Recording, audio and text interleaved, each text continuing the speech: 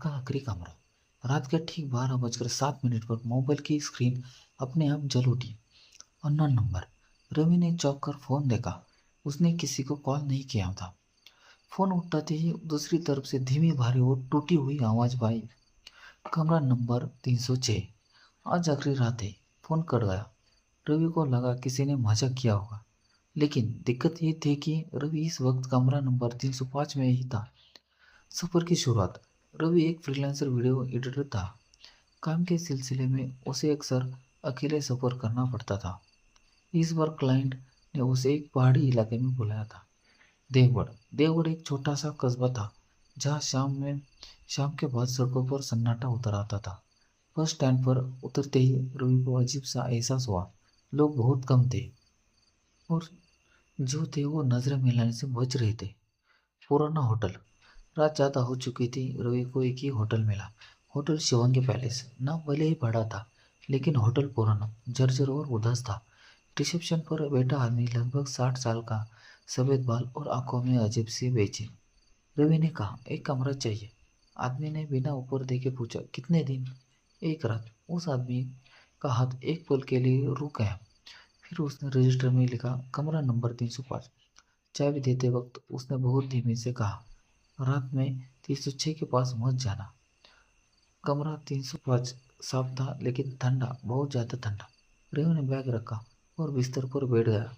रात के 11:45 पर उस बगल वाले कमरे से किसी के चलने की आवाज़ आई। फिर कुर्सी घिसटने की आवाज़। रवि ने सोचा शायद कोई और मेहमान होगा, लेकिन रिसेप्शन पर उसने किसी और को देखा नहीं था। पहला कॉल। ठीक 12:07 पर फोन बजा और वही आवाज़, 306 तुम्हारा इंतज़ार कर रहा है। रवि का दिल जोर से धड़कने लगा। उसने दरवाज़ा खोला और बाहर झाँका। पूरी कॉरिडोर में पीली लाइट जल रही थी। कमरा 306 के दरवाजे के नीचे से हल्की सी लाल रोशनी बाहर आ रही थी। कमरा नंबर 306। रवि नहीं जानता था वो क्यों आगे बढ़ रहा है, जैसे कोई उसे खींच रहा हो। दरवाजे पर लिखा था 306। रवि ने दरवाज़ा खटखटाया। अंदर से आवाज़ आई, आ जाओ। दरवाजा अपने आप खुल गया।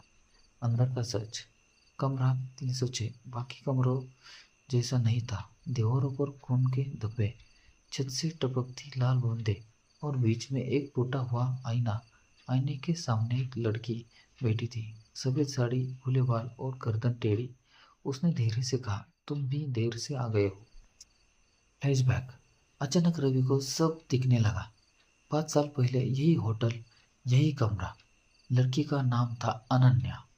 वो यह रिसेप्शन पर काम करती थी। एक रात होटल मालिक और उसके दोस्त ने अनन्या के साथ जबरदस्ती की। जब उसने विरोध किया तो उसे मार दिया गया और लाश को कमरा 306 में आईने के पीछे छुपा दिया गया। अनन्या की आत्मा बोली, हर साल कोई न कोई यहाँ आता है और मेरी कहानी सुनता है, लेकिन जो सुनता है वो वापस नहीं आ जाता। रवि काँप रहा था।